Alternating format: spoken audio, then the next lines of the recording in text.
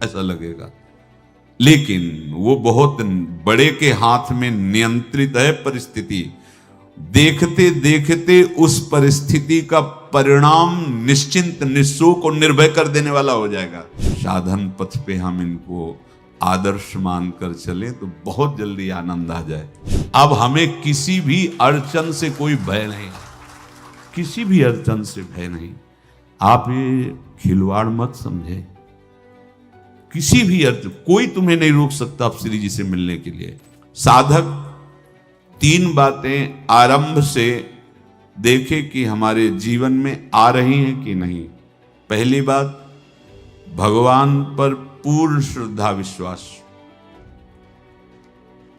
अनंत ब्रह्मांडों के स्वामी हैं, काल भी उनके अधीन है। डरना क्यों भाई? किस बात का डर लगना है? अगर डर है, भय है, तो अभी श्रद्धा विश्वास स्वामी में नहीं है। अगर हमें हृदय में कष्ट अपना प्रभाव पहुंचाना चाहता है, तो जैसे कोई ठंडी से बहुत कांप रहा हो और माता दौड़कर आवे, अपने हृदय से लगा के अपने शरीर का ताप देकर उसकी ठंड को दूर कर दे, ऐसे प्रियाजू करती है, ऐसे प्रियालाल करते हैं।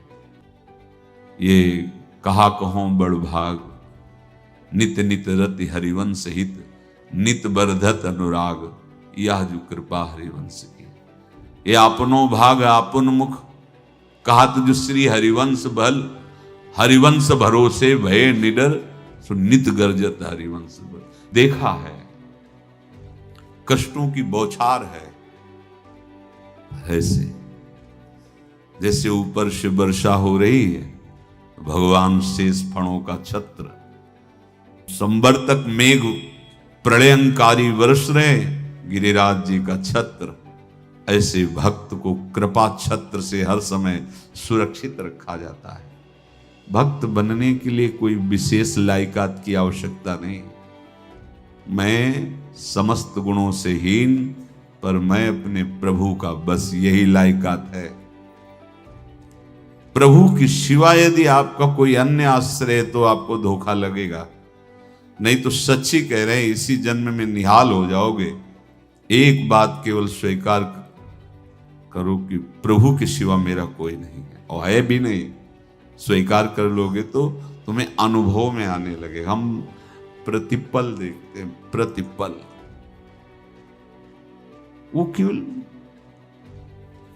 अपनापन चाहते, केवल अपनापन, कोई दूसरा नहीं होना चाहिए। बस कहां? बाहर तो देखो आप सब हमारे हो, अंदर से नहीं।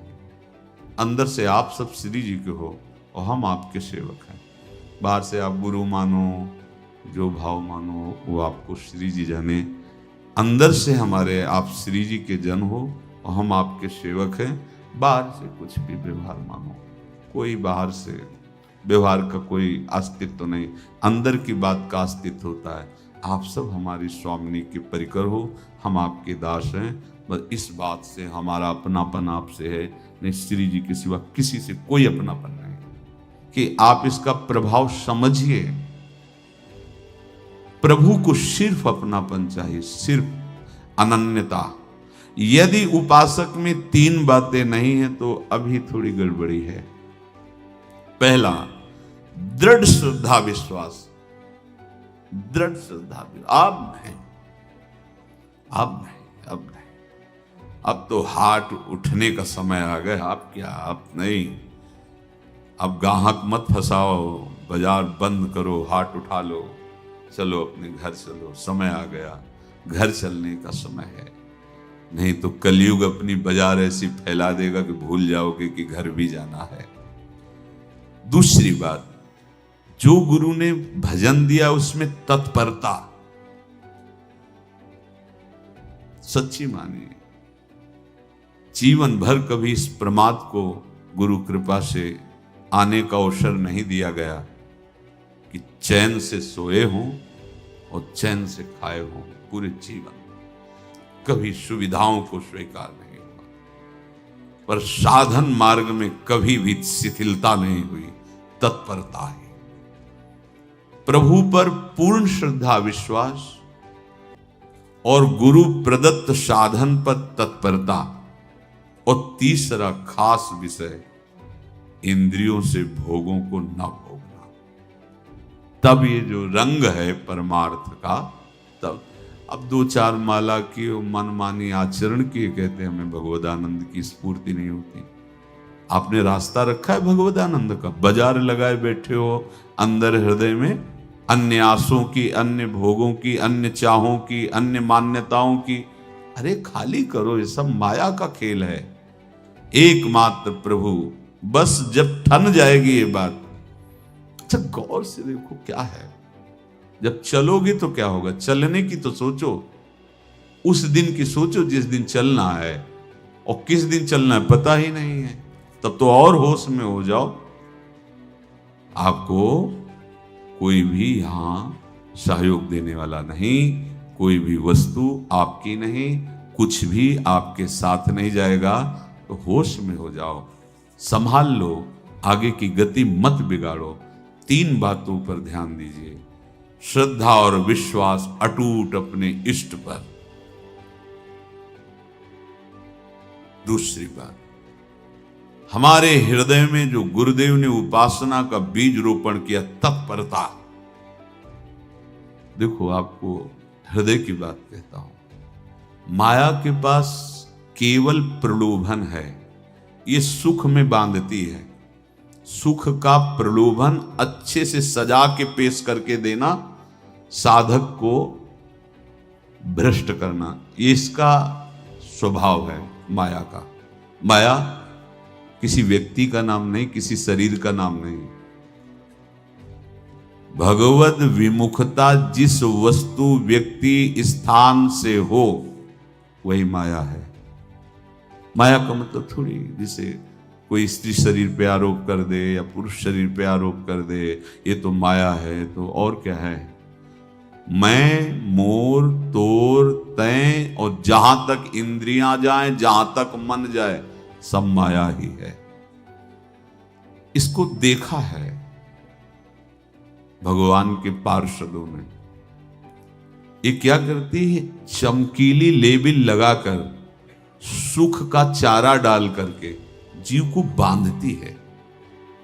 इससे सुख मिलेगा, बहुत सुंदर है ये वस्तु, ये शरीर, ये व्यक्ति, ये स्थान, ये पद, इससे वो बांधती है। विवेक ऊपर की लेवल का तत्काल ऑपरेशन करता है, वो आंतरिक विषय पर दृष्टि डालता है तो सब खोखला निकलता है, बाहर निकल क्रॉस कर जाता है। होए विवेक मोह भ्रम भागा, तब सब विषय विलास विरागा। अज्ञानी उसी आकर्षण सुख में बंध जाता है, और सुख तो था नहीं, बंधन इतनी जोर का हो गया, अब मुक्त हो सकता नहीं, तो उसके हृदय में लगता है इसके बिना जी नहीं सकते, इस नशा के बिना, वस्तु के बिना, व्यक्ति के बिना। और एक सूक्ष्म बात, वो जब आपको सुख देगी तो आपको स्वतंत्रता का आभास कराएगी, और जब आप उसको छू लेंगे तो आपको परतंत्र बना देगी, भयभीत कर देगी। तो आप डाउन होकर के अपने अस्तित्व को मिटाकर पूरा जीवन बर्बाद कर देंगे। इन शब्दों को लिख लो, अपने हृदय में लिख लो। माया सुख में बांधती है नहीं उसके पास सुख। जिसे तुम सुख समझते हो वो सुख नहीं, बिल्कुल सुख नहीं, वो सुख की छाया है, तुम्हें समझ पड़ती नहीं, ये गिरधर की माया है। उस सुख का बंधन, आप देखो कुछ भी क्रिया करते हो माया जनित तो प्रलोभन होता है, सुख मिलेगा, और जिस समय सुख मिलने के लिए आप लालायित हुए, उस समय सुख भोगने की स्वतंत्रता आपको दे देगी। लो, आप समझ रहे हैं हम स्वतंत्र स्वामी होकर सुख भोग रहे हैं? नहीं, अब भोग लिए ना, अब गुलामी उसकी सहो। अब तुम्हें वैराग्य हो रहा कि मैं नहीं भोगूंगा, तो उसकी दृष्टि बदलेगी। समझ रहे हो? अब आप अपने आप को पूरे शरणागत कर दिए, हर तरह से तुम्हें बांध करके भगवत विमुख करके नष्ट कर देगी। ये बात अच्छे से समझ लो, अच्छे से। इस सुख का प्रलोभन देकर बांधती सुख है नहीं, क्योंकि आप उपासक हो। जब सुख में उतरोगे तो कितने दिन फिर आपको घृणा होगी कि अरे धिक्कार हमारे जीवन, फिर लौटने का चांस नहीं रहेगा। ध्यान से सुन लो, लौटने का चांस नहीं देगी माया। तुम्हारी ऐसी आंतरिक कमजोरी हो जाएगी, ऐसी वृत्तियां कमजोर हो जाएंगी कि तुम उस माया के इशारे पर नाचोगे, उसके विपरीत तुम बोलने की भी ताकत नहीं रख सकते। मान लीजिए, विषय चुगा जिन चुगे, कछुक चुगत सुख होए, फिर जो फांसी ऐसी लगे तेसम दुख न को, ये अनुभवी महापुरुष रसिक शेखर श्री ध्रुवदास जी महाराज कह रहे हैं। तो तीसरी बात का संयतेंद्रिय, दृढ़ श्रद्धा विश्वास भगवान पर, गुरु प्रदत्त प्रबल साधना में तत्परता और इंद्रियों की गुलामी कभी स्वीकार न करना। जीवन में ध्यान रखा जाए, केवल प्राण पोषण शरीर के निर्वाह के लिए जो निरपेक्ष भाव से मिले उसे स्वीकार करो, अन्यथा ये प्रलोभन सुख का देकर माया तुम्हें बांध लेगी और फिर तुम्हें अधीन कर लेगी।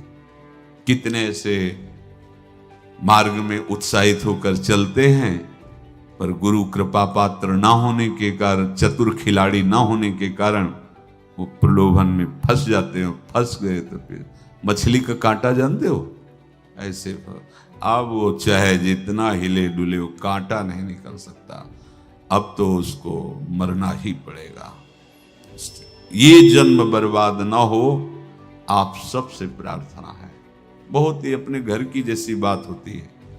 इसका कार्य है माया का सुख में बांधना, सुख के प्रलोभन से, और आपको सुख भोगने के लिए स्वतंत्रता देना। आप उस स्वतंत्रता से सुख भोगे कि न जाने कितने जन्मों की परतंत्रता तुमने स्वीकार कर ली। अगर इस रहस्य को जान जाओगे तो डरोगे। यही डरे डर बिहारी वंश ही। श्वास जैसे मनुष्य स्वाभाविक लेता है, खाते पीते सोते चलते उठते बैठते बात करते हंसते, सब अवस्थाओं में आप श्वास नहीं लेते, स्वाभाविक आ जा रही है। ऐसे ही श्वास प्रश्वास अपने आराध्य देव के स्मरण का अभ्यास बना लो। अभ्यास योग युक्तेन चेतसा नान्यगामिना। और जैसे तनिक भी श्वास रुकी तो घबराहट, बेचैनी, परेशानी आ जाती है, ऐसे ही श्वास प्रश्वास यदि नाम से खाली जाने लगे तो घबराहट, परेशानी, जलन पैदा होनी चाहिए। तब आप उपासक माने जाएंगे। क्या ऐसा हो रहा है? क्या हृदय की ऐसी स्थिति है तो धन्यवाद, नहीं है तो इसी की प्राप्त करने के लिए प्रियाजू ने हमें अपने मार्ग में घसीटा है, चाहे वो गृहस्थ हो चाहे वो विरक्त हो। यदि श्वास प्रश्वास में नाम न हुआ तो तुम्हें घबराहट होनी चाहिए। भूरी सखी जी कहते हैं कि मेरे जी में बड़ी घबराहट होती है, ऐसे वो जी घबरात। भूरी सखी जी कह रहे हैं, श्वास नाम दो बिलक चलत है, इनको भेद न मोको भावे। मुझे बहुत घबराहट पैदा हो रही। प्रिया जो से कह रहे हैं कि श्वास प्रश्वास में नाम का क्रम नहीं बन पा रहा, टूट रहा है, मुझे ऐसा अच्छा नहीं लग रहा। आप कृपा करो प्रियाजू, श्वास ही नाम, नाम ही श्वासा, नाम श्वास को भेद मिटावे। प्रियाजू ऐसी कृपा कर दो, श्वास प्रश्वास आपका नाम चलता रहे। ये बात प्रवचन ना मान करके जीवन मान लीजिए। जैसे हमारी श्वास प्रश्वास उठते बैठते चलते फिरते खाते पीते स्वाभाविक चलती है, हम ऐसा अभ्यास नाम का करें कि ऐसे चले। जैसे हमारी श्वास प्रश्वास रुकने लगे तो घबराहट, बेचैनी, प्राण व्याकुल हो जाते हैं, ऐसे ही श्वास प्रश्वास में यदि नाम रुकने लगे तो तद स्मरणेन परम व्याकुल तीत, घबराहट पैदा हो जाना चाहिए। नहीं होती तो अभी बहुत दूर नगरी, होती है तो अब निहाल हो गए हो, तुम चिंता मत करो, आगे का जो दिव्यात्मक स्वरूप है वो आना प्रारंभ हो जाएगा। रोम रोम रग रग बोले, तब कुछ स्वाद नाम को पावे। यही सारा वैभव प्रकाशित हो जाता है। जहां तक हो सके किसी भी अनर्थ के हटाने का तुम प्रयास और चिंता मत करो। बहुत अनुभव की बात है। जैसे तुम कहीं फंस गए, गलती हो गई तुमसे, माया ने फंसा लिया, अब निर्भय हो जाओ तुम। तुम्हारा अपमान होगा, तुम्हारी निंदा होगी, कुछ नहीं बिगड़ेगा, लेकिन पूरा जीवन बर्बाद नहीं कर देना है। प्रभु के भरोसे हो जाओ कि यदि आपको अपमान और निंदा करवानी तो करवाओ, पर अब लो नसानी अब ना न सही हो। मैं समझ गया, अब आगे बढ़ूंगा, नहीं रुकूंगा, कुछ भी हो जाए, प्राण चले जाए, सभा में अपमान हो जाए, तो भी मैं अब रुकने वाला नहीं।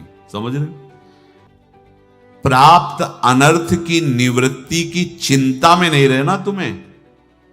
अगर तुमसे अनर्थ हो भी गया है तो तत्काल आगे बढ़ो। तुम्हारा इष्ट वो तो जान रहा है ना, तो पकड़ो उसी को। आप जान रहे थे मैं फिसल रहा था, आपने नहीं रोका ना, चलो अब आपके ऊपर है। आप चाहे अपमान करवाओ, चाहे निंदा करवाओ, चाहे आप हमारा ये शरीर छुड़वा दो, अब मैं आपको छोड़ने वाला नहीं।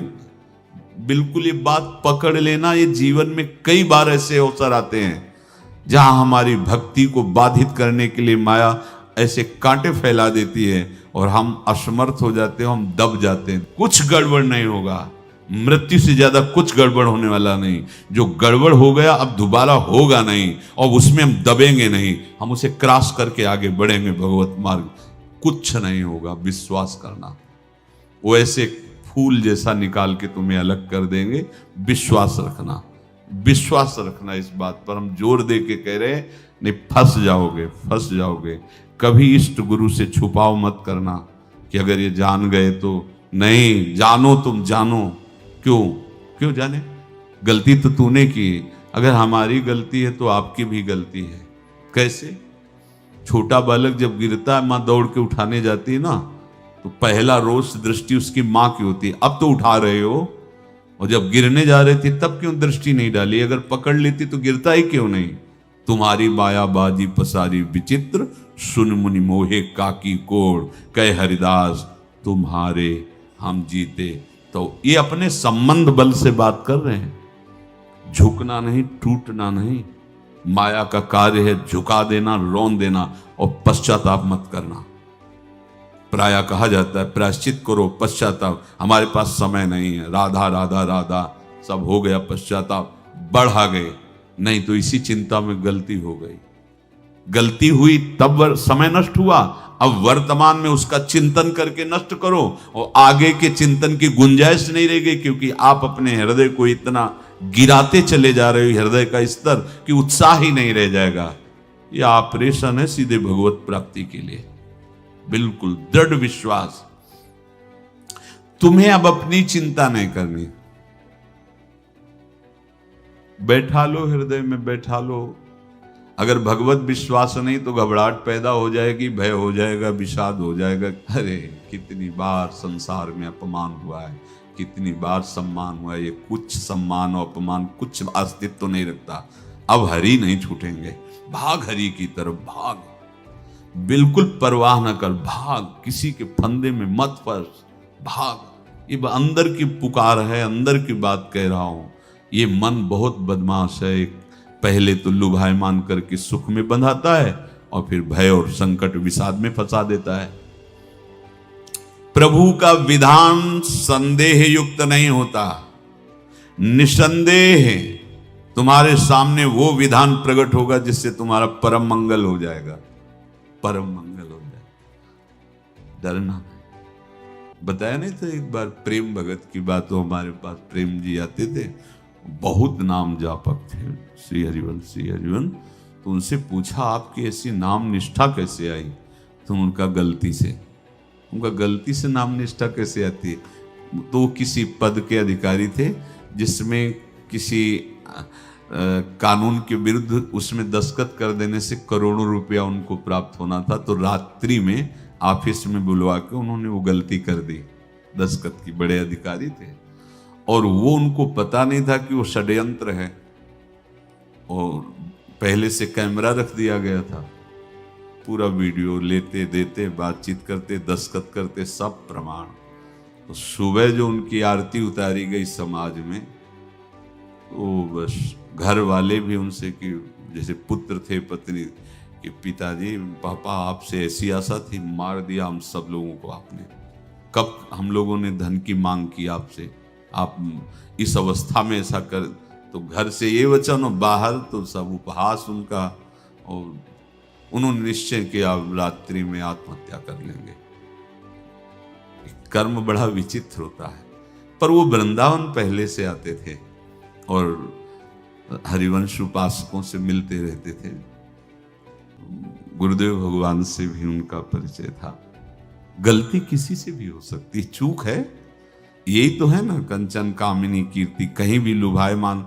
शायद उनके मन में लगा होगा कि दस्तखत कर लेंगे और मिल जाएगा, वृंदावन वास करेंगे, झंझट छूट जाएगी। कुछ ना कुछ ऐसा आया होगा, क्योंकि वो अधार्मिक प्रवृत्ति के नहीं थे, पर क्रिया तो हो गई ना, वो षड्यंत्र था वो। उन्होंने सोचा रात्रि में अब हम प्राण त्याग देंगे। तो धाम आना और रसिकों के संग के प्रभाव से एक दिव्यता प्रकट हुई। वो सबके सामने सोने का नाटक करके लेट गए। तो परिवार वालों, नजर तो सबकी थी कि विकसित हैं, परिवार वालों को लगा सो गए। तो रात्रि जब सोए थोड़ा ऐसे, तो वास्तविक नींद आ गई और स्वप्न में देखा कि कोई उनसे कह रहा, देखो तुम्हारे सिरहाने सेवक वाणी रखी है, इसको पकड़ो, मरने की जरूरत नहीं, सब ठीक हो जाएगा। जगह तो सेवक वाणी सिरहाने रखी हुई थी। जैसे एक भक्त को तुलसी दल नामक ग्रंथ सिरहाने रखा। अरे अलौकिक शक्ति संपन्न भगवान और भगवान के पार्षद हैं। बस सब बात हट गई और उनकी जिह्वा और उनके मन ने, जैसे ना मरने वाले को प्राण मिल जाए कि भाई प्राण रक्षा, ऐसा को श्री हरिवंश हमारे रसिक समाज में जब वो आते थे उनका अच्छा सम्मान होता था। तेजो में चेहरा, वयो वृद्ध शरीर, श्री हरिवंश ऐसे चलता रहता, बात करते और श्री हरिवंश ऐसी नाम में रति देखी। देखो ना क्या हुआ, घटना क्या थी, दृश्य क्या था, जीवन बिल्कुल व्यर्थ हो क्या गया, लोक सम्माननीय जीवन बन गया, महात्मा बन गए और भगवत प्राप्त हो गए हैं, उनका शरीर छूट गया है। तो यहां कह रहे हैं कि तुम्हें किसी भी हेतु से अपनी चिंता नहीं अब करनी। प्रभु का विधान निसंदेह परम कल्याण में होता है, तुम्हें संदेह नहीं करना। कड़ुआ हो सकता है लेकिन अवसर तो मिल जाएगा श्री जी की तरफ भागने का। हम अपने को अच्छा साबित करने के लिए पूरा जीवन लगा दें, नहीं भाई, हम नीच आचरण वाले पर हम भागेंगे प्रभु की तरफ, लोक पावन करने वाले महात्मा बन जाओगे। सतरति शा लोकांत, इसको बैठा लो, जीवन में काम आएगी, ये वस्तु काम आएगी, क्योंकि विपक्ष जोरदार है, माया कोई साधारण नहीं है। विश्वासी साधक का भगवान स्वयं जुम्मा ले लेते हैं। विश्वासी साधक का भगवान स्वयं, देखो अपने मन में तुम किसी प्रकार की चिंता न रख करके ये आज से विश्वास कर लो कि अब मेरे जीवन में जो होगा, मेरे प्रियाजू के द्वारा किया हुआ विधान परम सुखप्रद होगा, परम मंगलमय होगा। विश्वासी भक्त का जब ये स्वभाव निश्चय हो जाता है कि मेरे प्रभु जो करेंगे वो मंगल करेंगे, तो परिस्थिति बुरी दिखाई दे सकती है, परिस्थिति भयावह दिखाई दे सकती कि अब तो सब गया, ऐसा लगेगा। लेकिन वो बहुत बड़े के हाथ में नियंत्रित है परिस्थिति। देखते देखते उस परिस्थिति का परिणाम निश्चिंत, निःशोक और निर्भय कर देने वाला हो जाएगा। भयभीत मत होना। बहुत ही अमृतमयी बातें हैं, अगर अपने साधन पथ पे हम इनको आदर्श मानकर चले तो बहुत जल्दी आनंद आ जाए। किसी भी अड़चन को तैयार रहो, ये काल क्षेत्र है, मृत्यु क्षेत्र है। कुछ भी, कभी भी, कहीं भी, कैसे भी, सबके सब मर सकते हो। अभी यही खंबा टूट जाए, बिल्डिंग गिर जाए, सब मर जाओगे। कहां जाओगे? जहां ऐसे सुन रहे हो ना, ऐसे निकुंज में चलेंगे। अब हमें किसी भी अड़चन से कोई भय नहीं, किसी भी अड़चन से भय नहीं। आप ये खिलवाड़ मत समझे। किसी भी अर्थ कोई तुम्हें नहीं रोक सकता आप श्री जी से मिलने के लिए। ये आगंतुक भय एक स्वाभाविक होता है। जैसे पूज्य श्री मंगनानंद जी सरकार सेनपुर, बहुत उच्च कोटि के ब्रह्मलीन महापुरुष, तो एक चौकी पर ऐसे बैठे हुए थे और बहुत से ऐसे संतजन परमहंस सब बैठे हुए थे और ब्रह्म चिंतन के विषय में चर्चा चल रही थी। तो एक संत आगंतुक वृंद आए ऐसे गंगा किनारे। तो उस समय स्वामी जी कह रहे थे मंगनानंद जी कि एक होता है विचार भय, वो संतों में कभी नहीं होता है, और एक होता है तात्कालिक भय, वो सबको व्याप्त हो जाता है। तो उन्होंने कहा कि स्वामी जी, वैसे हम आपका आदर करते हैं, लेकिन इस बात पर हमारा मतलब मन नहीं बैठ पा रहा है कि जो ब्रह्म स्वरूप को जान गया है उसको विचार भय तो होगा ही नहीं, लेकिन स्वाभाविक भय कैसा हो सकता है? तो सिद्ध पुरुष थे। उनका स्वामी जी बैठो, प्रसंग पूरा होने के बाद फिर आपका उत्तर हो जाएगा। ऐसे चौकी लगाई, बैठे, और बैठे थे बट वृक्ष के नीचे। तो एक जैसे बाज है, गीद पक्षी है, उस समय तो वो संध्या का समय था, आके ऐसे जे ही बैठा तो खरबर खरबर वो डाल, तो महाराज चौकी के नीचे हो गए, जो गंगा किनारे से आए थे ना। तो कहा स्वामी जी, ये विचार भय है या स्वाभाविक भय है, या आपको ब्रह्म चिंतन या ब्रह्म बोध नहीं? तो हंस दिए, बोले उत्तर मिल गया। ये स्वाभाविक, जैसे अभी बंदर चीख दे तो सब घबरा जाओगे ना, विचार भय नहीं है ये आगंतुक स्वाभाविक भय। भय विचार भय कि अब जो है ऐसा होगा, ऐसा हो सकता है, नहीं नहीं, वही प्रसंग चल रहा है। भगवान प्रमाण देते चले जा रहे हैं। देखो, कोई भी भय, कोई भी अड़चन अब तुम्हारा अमंगल नहीं कर सकती, पक्का मान लीजिए, डरो मत। देखो, इसमें इसीलिए प्राणों की बाजी लगा के, अब हमारे प्राण नहीं हैं, हमारे प्राण प्राणनाथ को समर्पित हैं। मेरे प्राणनाथ श्री श्यामा, तो क्यों भय करें? तो हम ये सब कर किसके लिए रहे? श्यामा जी के पास पहुंचने के लिए। श्यामा जी के पास पहुंच गए, हमें श्यामा जी के पास जाना है। ये बिल्कुल छोटी मोटी बातें, अंदर ये जो सांसारिकता है, इसका त्याग करो। आप इस बात को समझो। गुरु गोविंद सिंह, लाखों की समाज बैठी हुई थी। उन्होंने कहा कि अगर तुम आजादी चाहते हो तो तुम्हें अपने प्राण देने पड़ेंगे। हमें खड़ा हो कोई व्यक्ति जो अपने प्राण देना चाहता है, मैं उसे आजादी, आजादी दो प्रकार की, एक प्राकृतिक आजादी और एक दिव्य आजादी, दोनों देने में समर्थ थे गुरु गोविंद सिंह। हाँ, ये सिखों के आचार्य हैं, बहुत ही अध्यात्म बल और शारीरिक बल से भी पुष्ट। एक खड़े हुए हिम्मत कर, बोले आ, गड़ासा हाथ में अंदर गए और ऐसा लगा कि उनकी गर्दन उतार दी गई और ऐसे रक्त प्रवाह सा नाली से बहा, जो सबको दिखाई दे रहा था। और कोई है? जब पता ही चल गया कि गर्दन उतारी जा रही, रक्त प्रवाह, वो कहते मुझे तुम रक्त दो, प्राण दो, मैं तुम्हें आजादी दूंगा। 2 3 4 5 अंदर ले जाते, ये आभास भी नहीं होने दिया कि वो जीवित है। 5 तैयार, पूरी सभा में 5 तैयार। बोले ये पंच प्राण प्यारे हैं भाई, इतने से एक एक से 1.25 लाख को परास्त कराऊं, देखना मेरा नाम गुरु गोविंद सिंह न धराऊं, यदि एक एक से 1.25 लाख को परास्त, क्योंकि प्राणों की बाजी समर्पित कर दी। अब क्या भय? माया से आजादी प्राप्त करने के लिए भयभीत होना तो बिल्कुल जीवन में छोड़ दो। विचार भय नहीं होना चाहिए, ये स्वाभाविक भय होगा। अभी कोई ऐसी आवाज आ जाए, वो ऐसे स्वाभाविक होता है, उस पर तर्क वितर्क नहीं किया जाता, विचार भय नहीं होना चाहिए। जानते हो तुम्हारा जीवन, तुम्हारे प्राण, तुम्हारा शरीर हरि को समर्पित है और हरि के अधीन काल है, कुछ नहीं हो सकता, और जो कुछ होगा वो परम मंगल होगा। किसी भी अड़चन को भगवान के सौहार्द के सामने अड़चन मत मानना। हम अगर अड़चन को दूर करने का प्रयास करेंगे तो अड़चन हमें फंसा लेगी, अड़चन। और यदि भगवान पे विश्वास कर लिए तो वही अड़चन अर्चन बन जाएगी, उपासना बन जाएगी। मान लीजिए बात, मान लीजिए